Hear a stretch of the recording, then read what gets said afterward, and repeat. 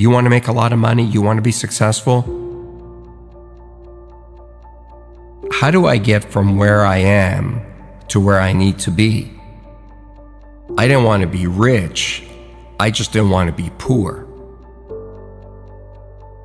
I started it 10 years ago with a vision and 2 employees, and now we're 250 people. We'll do 150 million this year. And every day when I get off the elevator and I walk into my office, it's this feeling of accomplishment and satisfaction, knowing that I had this vision and a few years later, it's real. You know, when I was younger, my parents didn't speak any English. And like many immigrants, since I was a little kid, I was 8 years old when we came to North America. And so I had to read the contracts. You know, when my dad bought a house, I had to read the mortgage and go through the paperwork. And when I was around 18 or 17, I looked at being, at that point, we were, lower middle class. And I said, how do I get from where I am to where I need to be? And so I started calculating how much money I would have to make in order just to buy a house. And then I added the taxes into it and all the other stuff. And I realized how difficult it was going to be to accumulate capital. Because that's the hardest thing to do, is to accumulate capital. It's one thing to get paid a lot of money, but if you look at the tax system in North America, it's really hard to amass capital. And I just decided that I didn't want to be where I was. I didn't want to be middle class or lower middle class or mediocre. I just wanted to be great at something. Because I figured out that the people that I saw that were doing great things were fundamentally great at one thing. The analogy I always use is Peyton Manning gets paid $10 million a year. He doesn't get paid $10 million a year to tackle, to kick the ball, to play defense. He gets paid $10 million a year to do one task and do it really, really well. Nobody buys from you. Nobody makes you wealthy because you're okay at something. The world does not reward mediocrity, nor does it reward average. It only rewards exceptional. So you got to find that one thing that you're good at, and you got to become great at it. Because if you focus what you're not good at and try to become good at it, you're going to run into somebody who is going to clean your clock at it. When you think about success and you think about business and you think about being an entrepreneur, everybody wants to talk about the good times. And I always say to people, it's easy to be an entrepreneur when the sun is shining. It's easy to run your own business when there's good cash flow and people love you and there aren't many problems. But have that same desire to do it when your biggest customer just left, or do it when you don't have enough cash to make payroll, or do it when you've got real problems at home and nobody cares. Being a great entrepreneur is the ability to stay focused and highly motivated when there's failure around you. It's not your ability to handle success that'll decide how successful you'll be. It's your ability to absorb failure.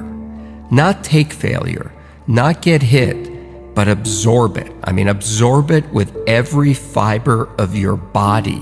When there are those days where you feel like, I just cannot go on. Get up on those days, get in front of your team, and get them going in the same direction, and be highly motivated on those days. Because if you can do it on those days, you can do it any day. Being a successful entrepreneur is really lonely.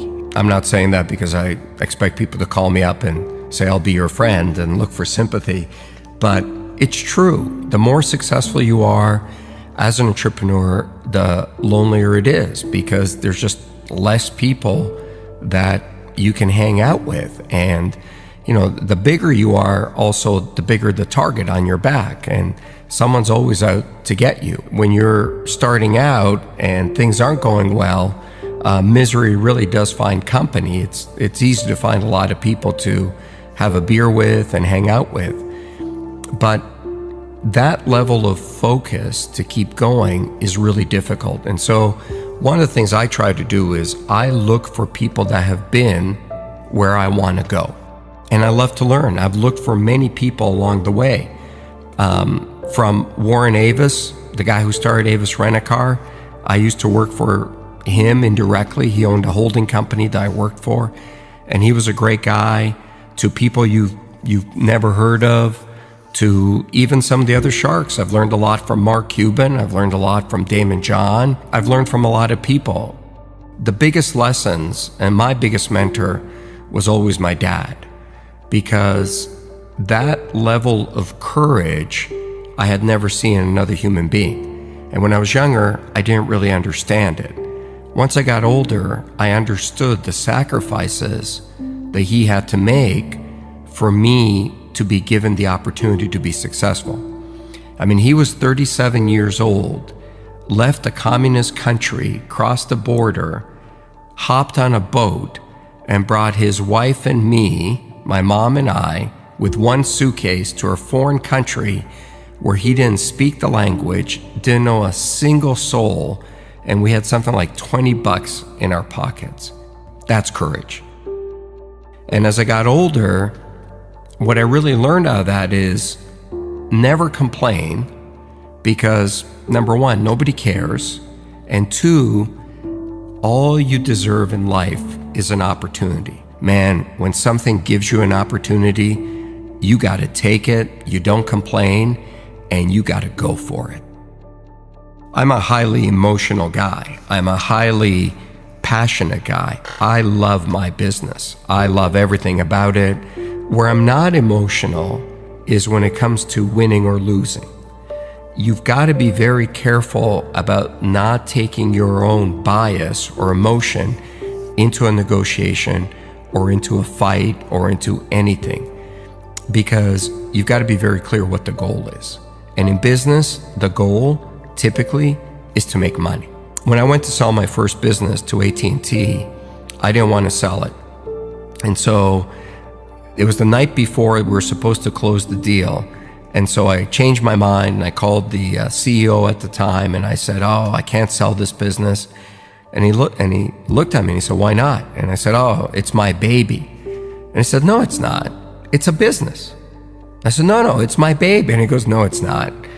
Your baby is what you have at home. That's your family. Your business is not your family. Your business is an asset that you started. And if you think we're paying you the right price, then you should sell it. If you think you can keep going and maximize the return, then don't sell it." And he was so non-emotional about it, it really hit home for me. I've seen more people make mistakes because they get angry or they get highly emotional in front of a customer or in front of a supplier. Leave your emotion at the doorstep. Business is about business. When you hit the real world, you're going to start competing with people who are really, really good at something. Technology, advertising, something, and they know it inside out. You want to make a lot of money, you want to be successful, you got to take those people on with a skill that you're world class at. I hate the word failure. I hate that label. I wake up in a cold sweat in the middle of the night sometimes when I feel like I'm going to fail or I'm a failure. You know, I run every day, and I run pretty far, and sometimes, just like everybody, I get jet lag and I get tired. And when I get to that point where I feel I cannot go on, this little inner voice inside me says, "What are you, a failure?" And then I don't care if my feet are going to fall off and blood is going to start dripping out of my veins. I will not stop. I hate that word. I do not want to be defined by that word.